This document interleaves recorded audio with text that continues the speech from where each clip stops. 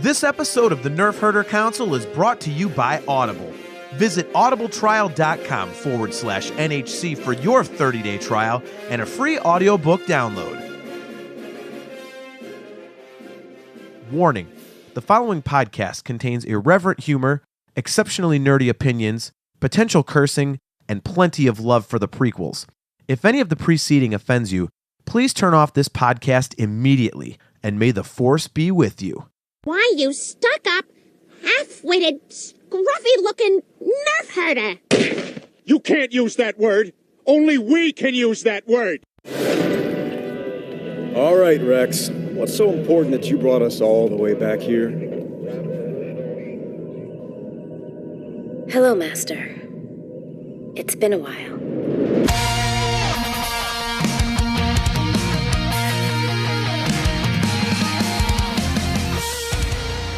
You're tuned in to the Nerf Herder Council, your source for Star Wars opinion, conversation, and debate. Featuring your hosts, JT. And you had show notes. This is why we don't do show prep, man. AJ. Chewy, crack a window. The cold air keeps me awake. Steve. It's a sign of any good audio podcast is visuals, right?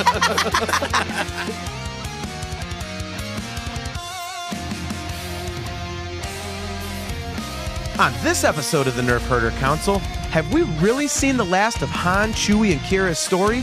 It's part 2 of our in-depth discussion of Solo, a Star Wars story.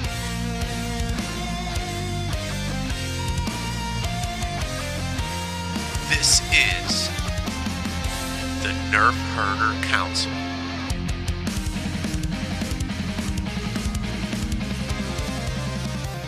What is up, everybody? Welcome to another episode of the Nerf Herder Council. I am your host, JT. With me are AJ and Steve. As always, we are brought to you by Audible. Go to audibletrial.com/NHC for your 30-day trial and a free audiobook download. Thank you to Galactic Empire for letting us use their awesome music for our intro. And don't forget, if you are listening to us on Apple Podcasts, or if you have access to go to those, the Apple websites to leave us a review, please leave us a 5-star review because it does help us get higher up on the podcast rankings, so we're easier to find for other people. So you can do that on Google Podcasts too, you know. Well, then let's do that too. Yeah. I could actually leave reviews then too. I'll do like fake reviews. Nothing but thumbs up and 5 stars everywhere you go for us. Yes, exactly. Write it on like your favorite wall of your subway train. That'll work. If you want to maybe rent a plane and do like smoke writing in the sky, that's cool too. Yeah, we can do that. We're really not picky. Just as long as someone tells someone about the show, you know, whatever. You're going big, AJ. We're going to buy advertisement for the Browns this season. Just put our Twitter handle up on the screen during home games. Baked cookies. It's just going to flash across like 1 second, middle of the second quarter. You're going to be at games like, now introducing the Cleveland Browns offense, brought to you by the Nerf Herder Council, the dumbest Star Wars podcast in the galaxy. Go to nerfherdercouncil.com. We still got some amazing, good games. dude. We still got some good games left on the Indian schedule too. We'll like lie and we'll like do one of those birthday greetings, but it'll be like happy birthday at the nerfherdercouncil.com. That'd be awesome. Just troll everything with Advo for the show. Or just run around the stadium when they're doing the kiss cam. Every time they just show somebody, one of us just hustles over, tries to get in with the t-shirt. You know, we're going to be at those games anyway, and they always put like the tweets up there on the board between innings. Would just be like, you know, www.nhcpodcast.com. #TribeTV. You know, just get it up there. Just anything. People are like, what the hell is that? All of a sudden we get all these downloads and everything. Bake cookies for your coworkers and just in frosting, write the URL on them. Or if you're That really is a artistic, creative one. if you're really artistic, you can draw a QR code in frosting and they can scan it and then just go right to it. I would just go grab people's phones and look it up. I'm like, what the hell are you doing? And then just hit play. Go, trust me on this. I just did you a favor. Just load their search history. That's awesome. Yep. Just do that. So, well, anyways, we wanted to. If you do the QR code on the cupcakes, send pictures because you are the greatest cake decorator ever. Yeah. So. Definitely. I don't want a screen print BS either. I want you to do it with the stupid piping thing and the frosting. Like I want some effort skill. forth. Exactly. We try hard on this show. You should too. We do. That sounds like one of those Cake Boss shows or something. So we wanted to continue our discussion about Solo now that all of us have seen it multiple times and it's no longer in theater. So we've had quite a while to digest it. On the last episode, we started talking about it and cut ourselves off because, as I said, we are actually experimenting with a shorter form with more frequent releases. So rather than releasing every other Sunday with a longer show, we're going to release every week with a shorter show. So sometimes let us know what you think. Yeah. Otherwise, we're just going to go back to what we've been doing for 2 years. So if you like it, tell us. Okay. We do need that feedback. Feedback at nerfherdercouncil.com. So we're treating this more like a diet. You know, you're supposed to have like smaller meals more frequently throughout the day. Now you get smaller podcasts more frequently throughout the month. That's true. That is like dieting. I'm doing that every day. It's your NHC diet. It is. We're testing this month is the NHC diet. We're healthy for you. Yeah. Hashtag NHC diet. There it is. Month of August. We're going to be trending. Yeah. In no time flat. Or actually, we're going to be trending in no time because it's not going to trend. So, all right. So, AJ, you said you had some stuff that, that you wanted to still talk about. I kind of left off saying that after my 3 viewings, my feelings on the movie really haven't changed too much, except for the fact that just like The Force Awakens, The Last Jedi and Rogue One, not Force Awakens, sadly, my enjoyment of it just keeps increasing. So, but you had some other points you wanted to make, so I will let you kick this off. Okay, well, first I wanted to start with where you left off, saying that your feelings hadn't changed. And as we know, like, you've only seen it 3 times. I've only seen it twice. Steve, you've only seen it twice. Correct. And that's totally unlike us. And it seems to be pretty normal for the way this movie performed, was not a lot of repeat business. Like, no one who saw it said, oh, it's a crap movie, but they didn't come back to see it again. And right, because when we first talked about it, when we talked about you having 2, me 2, and John 3, I was going to say, I'm like, it's not for lack of quality in the movie. And like, it's just, I just didn't get back out to see it anymore. That's all. Yeah. And even the fact that we saw the last showing in town, that wasn't deliberate. We weren't like waiting like, oh, it's going to be so poetic to see it the first time and the last time. It's just, we realized that, oh crap, it's leaving theaters. We need to see it again or else it'll only be once. So, so I just wonder, JT, with you especially, you just inhale, you eat, sleep, breathe every new Star Wars release in the theater that you can. And yet you didn't make it back. And you said your feelings really didn't change from one viewing to the next. Why do you think that is? Because like in the other movies, like Rogue One and Last Jedi, you always came away with something new, like every time you saw it. Was that not the case with this one? Not really.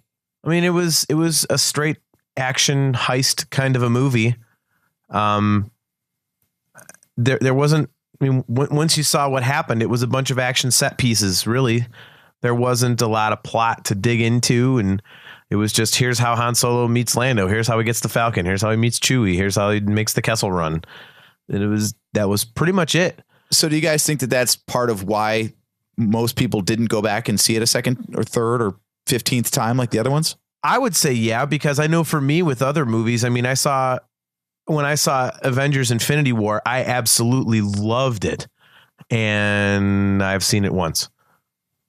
So, yeah, I mean it could, because I mean, the Solo answered all the questions that we all had going into it, which was exactly what you said. How do you meet Lando? How do you meet Chewie? How do you get the Falcon? Blah, blah, the Kessel Run, blah, blah. So once you got those answers, it was kind of like, okay. Like, there was nothing to really want to rush back for, I guess.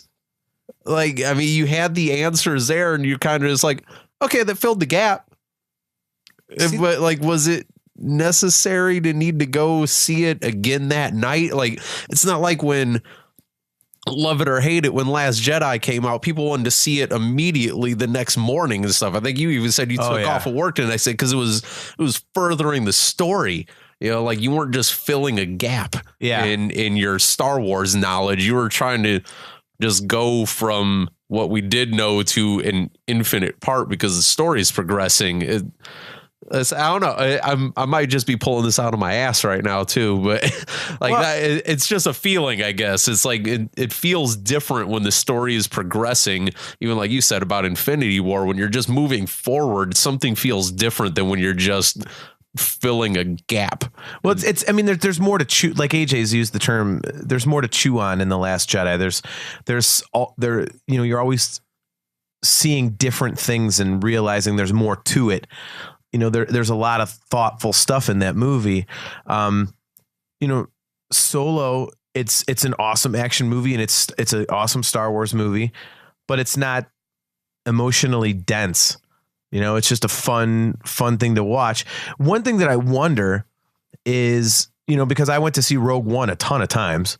I mean, and as I said, as I said in the last episode, part of this is also the fact that I'll go with my wife, and she was not a fan of this movie. She didn't think Alden Ehrenreich was a good Han Solo. She couldn't detach herself from Harrison Ford like I could. So she didn't want to see it again. She's like, I'll just see it when it comes out on video or whatever. And lack of Harrison Ford thing. That's almost the same feeling I had with Rogue One, where it's just like, you look at the characters and you're just like, it makes you not really care if you see it again or not. It's just funny though, because I wonder if you look, I would be interested to see the numbers, like the final numbers on Solo. And I would be interested to see the opening weekend on Solo and compare those to the numbers for Rogue One, because it almost seems like Rogue One did triple the business on both. And so what you're going to have is, if 3 times as many people saw the movie opening weekend, that's 3 times as many people to go back later. It's interesting that you bring that up, because one, I was already on boxofficemojo.com looking at the final numbers, but also that's one of the major factors in predictors that they try to figure out. Is it's called a multiplier.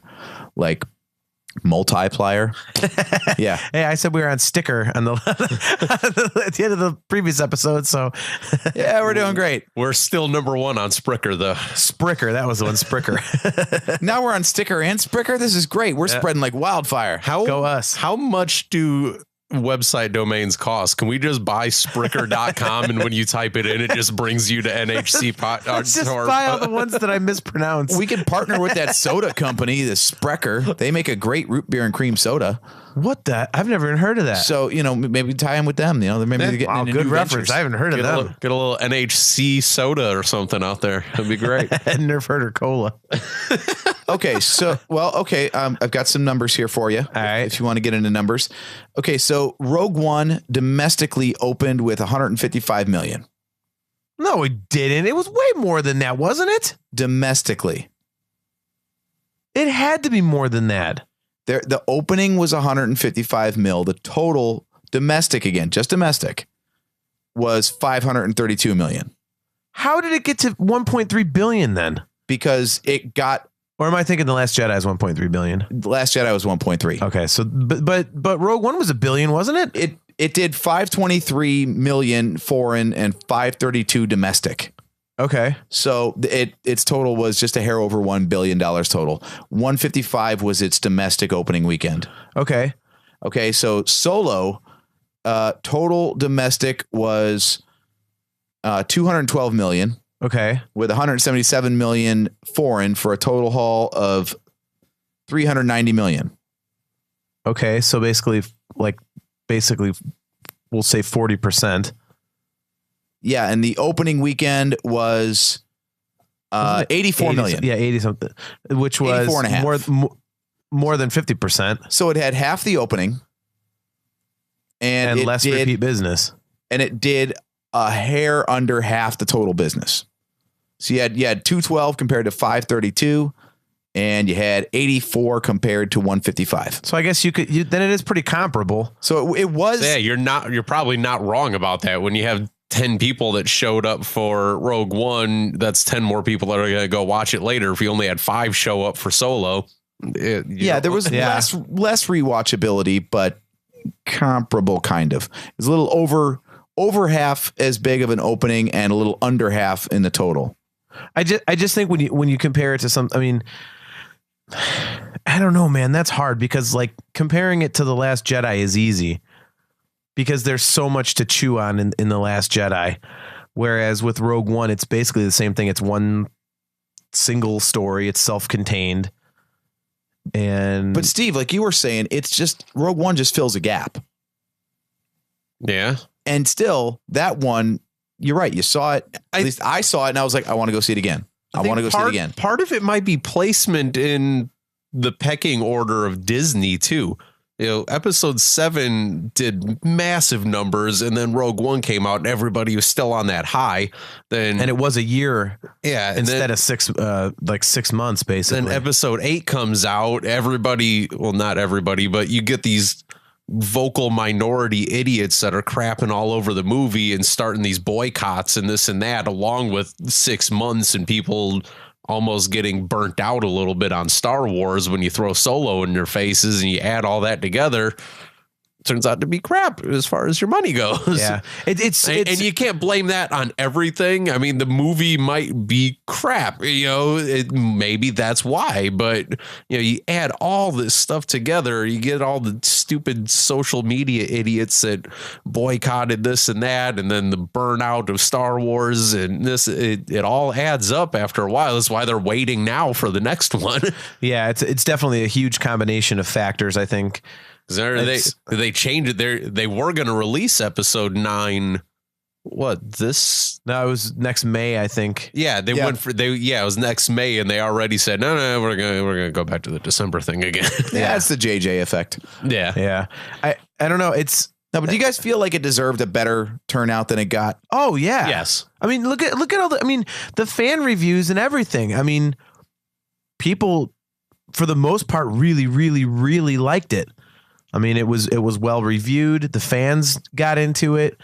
But like Steve said, I think it's just a combination of things, you know, the timing of it, you know, the backlash from The Last Jedi, unfortunately did have somewhat of an effect.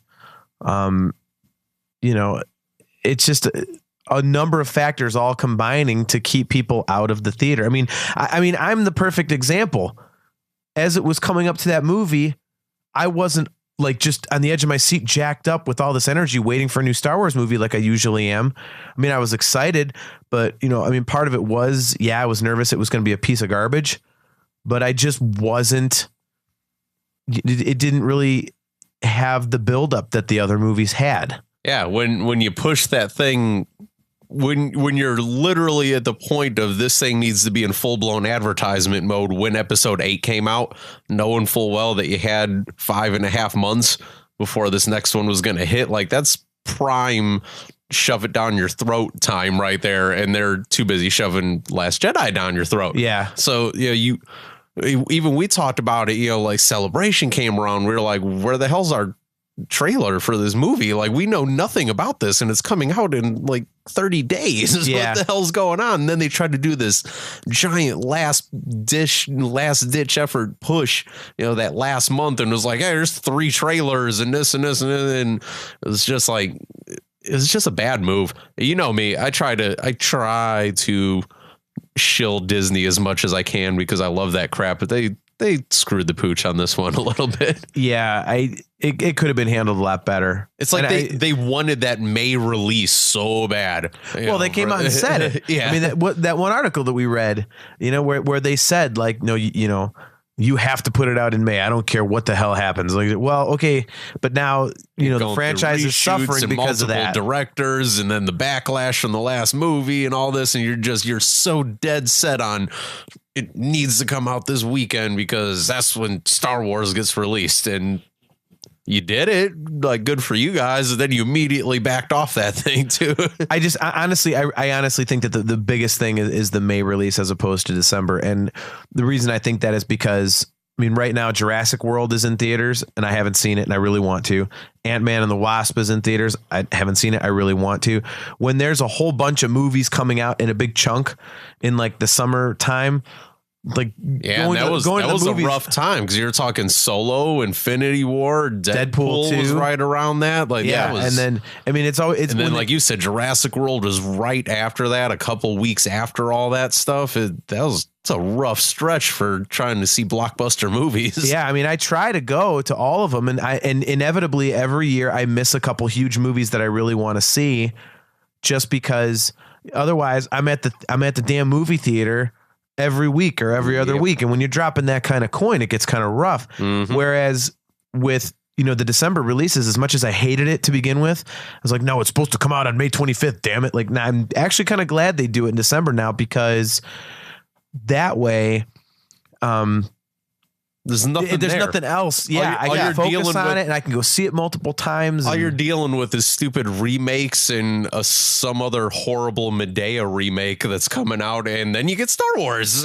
Yeah, so it's like there's nothing else you want to see that's coming out, and then you get a great Star Wars movie. Yeah, exactly. Plus, you're in the middle of the dead ass of winter. You need something to do. Right. So yeah, like in summertime, this is why I don't understand the whole like summer blockbuster thing, because you're right. There's so many other things to do besides go to the movies, and there's so many movies coming out. You're like, if you don't get it on opening weekend, it's already out of your consciousness because there's something else taking your attention away. Yep. And I think that might be a big factor here, because all these other ones had the advantage of that December release. So they could run for like 2 or 3 months in the theater, because people are like, well, what do you want to go do? Go see Star Wars again, I guess. Yeah. Yeah. It comes out huge opening weekend. Then you wait about 2 weeks and people are getting gift cards for Christmas and stuff. And then people got extra time off for New Year's, so that's the third viewing right there. And then, like you said, you run it for a few months. You get a couple of nerds going on their Valentine's Day dates. So that's a fourth viewing right there. There's me. I said, by the time May rolls around, you've seen it easily 5-6 times because there's nothing else to do. And then you're rolling into summer blockbusters / crap to do outside of movies season, so you don't care anymore. I'm just shocked that Disney shot themselves in the foot. Well, like knowingly. Did you read the theory on that? Yeah, I read the theory on it, and it makes no sense. What'd you hear? It's just we read it on the show before that they said you're going to put this out in May no matter what. But why did they insist on that though? Well, go ahead and repeat it. Okay, just make it. I want to know if you were paying attention to our own show. No, yeah, I was. I mean, go ahead. Because they basically knew it was going to tank, and they wanted to pad their fiscal year numbers for stockholders by putting it with Infinity War and Last Jedi. See, that's so short-sighted, because now they're making decisions based on the movie, succeeding or not succeeding, when it was their stupid ass decision that made that happen. That does seem dumb to be like, well, we know it's not going to do as much as we want, so we're going to make it do worse than that even by timing it poorly. I'm really hoping that because that was kind of a purposeful decision on their part, that maybe they will make a sequel, and maybe they will put it out. I mean, seriously, because if you announce a sequel to Solo, I think all of us who have seen it will definitely go to see a sequel. And especially if you come to find out it's got Jabba the Hutt and Boba Fett in it. I mean, people are going to go watch that. You know where I could see this thing ending up? A Solo sequel, if there was to be one, on the streaming service. On the streaming service, exactly. I wouldn't be opposed as long as I get it. As long as I get the movie, I don't care. They've already thrown Clone Wars at us. If they say you're going to get the Solo sequel on the streaming service, for people like me that are right now or on the fence about even buying that thing, as much as I love Disney, like I don't need. I got Netflix, I got Hulu. I don't need another monthly subscription thing. But they sit there and they go, on top of Clone Wars, we're going to give you the Solo sequel too. I'm at least going to sign up for the month free trial. Right. Yeah. All right. I mean, the lines are so blurred anymore, though. You got Will Smith putting out Netflix movies. You've got, Adam Sandler apparently only does Netflix now.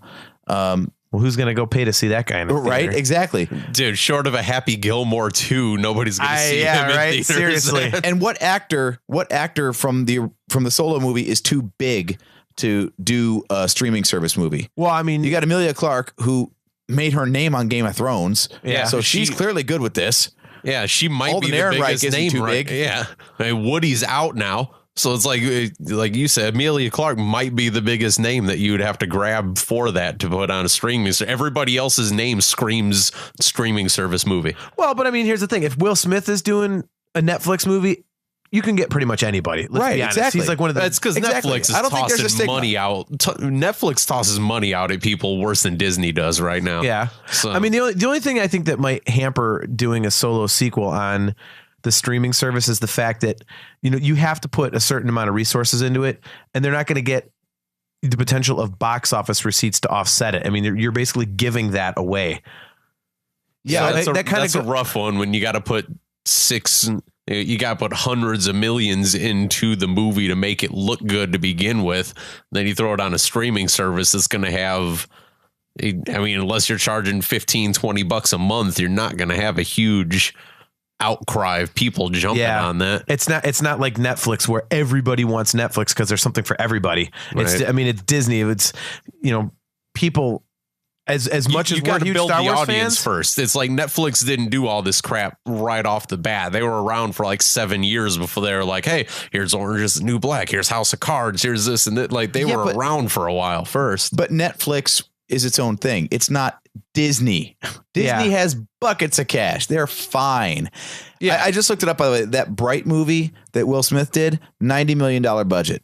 Now, I know that's not the $250 million budget that we're used to with Star Wars, but you can make a hell of a movie for $90 million. Absolutely. Yeah. I mean, and Netflix paid for it, if you ever watched it or not. If you have Netflix, you paid for it. Yeah. Right. I mean, I don't know. I just think, I mean, you're right, AJ, they've got buckets of money, but if they're worried about Solo tanking because it made its budget back, and now you're going to put a sequel of it out, a sequel to it out, excuse me, on a streaming service. It's like, again, it's not like Netflix where like, as soon as Netflix came out with the streaming service, I signed up because I'm like, oh, there's a crap load of free movies. There'll be something I like. But as a Star Wars fan, I'm looking at this Disney thing like going, I don't know. Like I own all the Star Wars movies. Like, I mean, do I really need it? Like you said, Steve, you're a perfect example. It's like, do we need another streaming service? Netflix has something for everybody, so you never know what you're going to get. But I mean, there's probably tons of Marvel fans who are going to go, well, I'm not going to get the Disney streaming service just for that. So, I mean, it's a much smaller target audience. It's great if you don't already own all the Blu-rays of all the Marvel movies and Star Wars movies, because then they're all right there. Yeah. But the majority of us own all those already. Right. So the only other Star Wars sales pitch right now is you're getting 12 bonus episodes of a cartoon that ended 6 years ago and 7 once the service comes out. Is that really enough of a hook for people to be signing up for this? Yeah. If it's like $5 or $6 a month. Yeah. Like that. But past that. Right. That's what I'm saying. Like, so what would be enough to convince you to sign up for this thing? I think they have to do something. You know what this that's a very good point. Like, what's the hook? Right. And Solo 2 could be a hook. Right. And the live action series that's still in the works. Yeah. But this, you know what this feels like to me, if they were to take this route and start doing films direct to the Disney streaming service, that's what used to be the direct to video market, you know, where you got like Aladdin 2, right, and Lion King 1.5 and Lion King 2. And like every theatrical release had a sequel on video. And this would be the same thing. It's just the digital equivalent.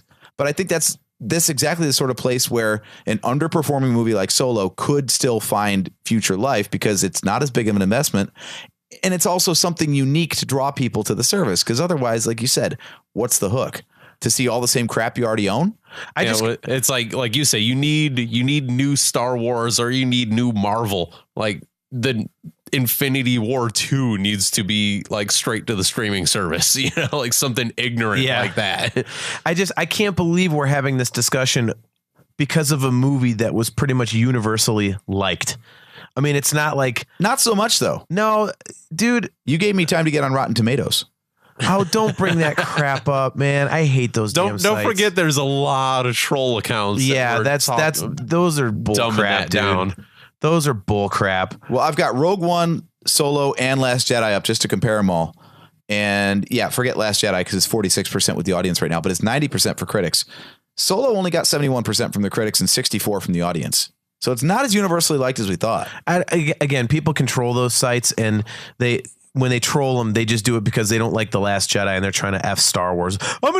Kathleen Kennedy's going to listen to me now because they don't like it on Rotten Tomatoes. Fuck you.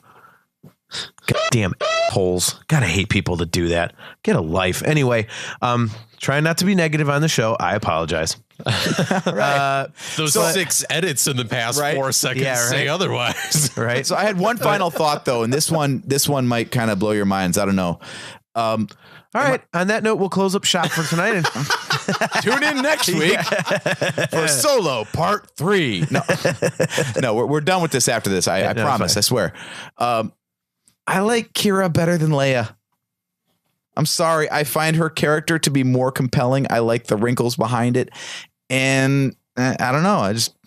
I actually connect with her. I like when she's on the screen with Solo. I keep calling him Solo now because we're talking about the movie title so much. With Han, like there's sparks there. And yeah, Leia's fun to watch against Han in episode 5. In 6, they're just smarmy and kind of like with it. I really like the chemistry and the dynamic with Qi'ra and Han better. I absolutely love Leia. Don't get me wrong, but I'm not mad at you one bit for saying that. I said part of it might be what I said earlier about knowing her from Game of Thrones and all that and immediately being able to connect to the character.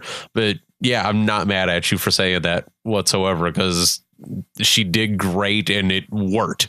Like you said, everything felt different with her interacting with Han. It really did work. So I'm not going to disagree or they just seem more compatible for that.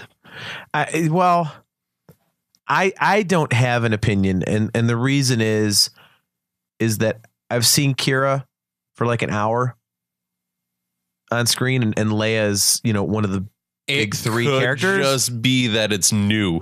Yeah. And that's why, something different. Exactly. That's why I try not to judge the new characters until they've been out for a while and I've really absorbed the movies and whatnot, because I mean, being completely honest with you, up until The Last Jedi, I think I probably would have agreed with you.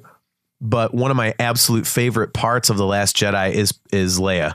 I don't know what Carrie Fisher did, but it's just for some reason he just loves the Carrie Poppins thing. No, yeah, right. No, it's like that's like the way that everyone always kind of talked about Leia's character traits. I never really got into it very much. Mm-hmm. This movie, the way she portrayed Leia, I got into it. And it was like that's the Leia that I was always told existed, and I knew she was strong and a leader and all that stuff from all the other movies and everything, but she basically did nothing in The Force Awakens. So, I mean, just kind of non-existent. And I hate to say this, but you could, to me, a little bit, it did look like, she had said she hadn't acted in several years.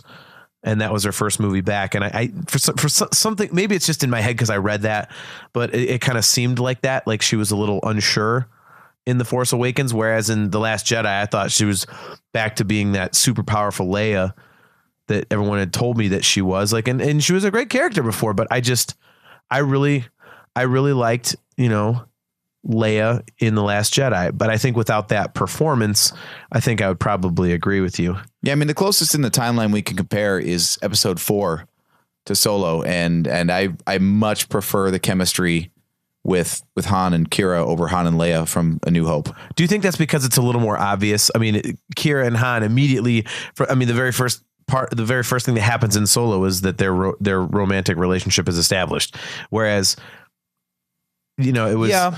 I think also, though, the way they leave it's I never get the impression in Solo that Qi'ra is actually bad and is playing Han. Like, she genuinely wants to be with him, but feels compelled to obey Crimson Dawn for whatever reason. I totally agree with that. So she's not really a villain, even though she ends up leaving him. And so that dangling thread right there, where that she's like Han, but she's the counterpart where, like, he gets to redeem himself, and it seems like she never will. Yeah. She'll never get the chance. No, I agree. Not that she wouldn't, but she doesn't get the chance. So that's that hook for me where I'm like, I'm you almost felt the whole end of that movie. You almost saw it on her face while she was acting that part out, where you could see that she was just like doing it because she had to. Yeah. As opposed to being a dick to Han. Exactly. No, I mean, I can't fault you for that either. Like Steve said, I mean, I love the chemistry. And I thought it was great. And as we talked about on, the part 1 of this episode, I thought it was awesome. And maybe she acted a little too well because I always had that feeling like, oh, it's never going to work out with them. There wasn't really a surprise at the end when she just like, see you later. I'm out of here because I, got to go meet up with Darth Maul. Like I assumed that was going to happen because she was just fantastic in that role. And she knew, the character's motivations and where it would end up. So, but yeah, I'm with you on the chemistry thing. I thought it was great, and I love the story, and I honestly wouldn't mind if there was more to that story, which is another reason why I wish they would do Solo too. Mm-hmm. So on that note, why don't we close up shop for real this time? I had to joke with you there, AJ, but thanks for checking out another episode of the Nerf Herder Council. Don't forget, we are brought to you by Audible. Go to audibletrial.com/NHC for your 30-day trial and a free audiobook download. Thanks to Galactic Empire for allowing us to use their music as our intro. You can find us on Spreaker, Stitcher, iTunes, Apple Podcasts, Google Podcasts now, Pocket Casts, CastBox, basically anywhere you can find a podcast, look us up. We're probably there. Don't forget to leave us 5-star reviews and thumbs up and all that stuff so that we are easier to find. I forgot to tell you, actually, hopefully soon Spotify as well. I'm awesome. working on that. Oh, that'd be great. Yeah, they finally launched their own podcast section, so I'm trying to shove us everywhere. That'd be awesome to get on Spotify. Cool, dude. Let us know. We do have our YouTube channel where you can find all of our episodes there. The website is nerfherdercouncil.com. You can interact with us on our Facebook page. You can leave us a voicemail if you'd like us to play it on the air with your opinion or show ideas, or if you'd like to disagree or anything. It's 440-987-WARS. You can email us feedback@nerfherdercouncil.com. And we do have our Twitter page, which we are fairly active on. It's @NHC Podcast. So once again, I'm your host, JT, @DogPoundJedi. He's AJ. At Drake Adams, 579. He's Steve. @JSteve1005. And we will catch you next time.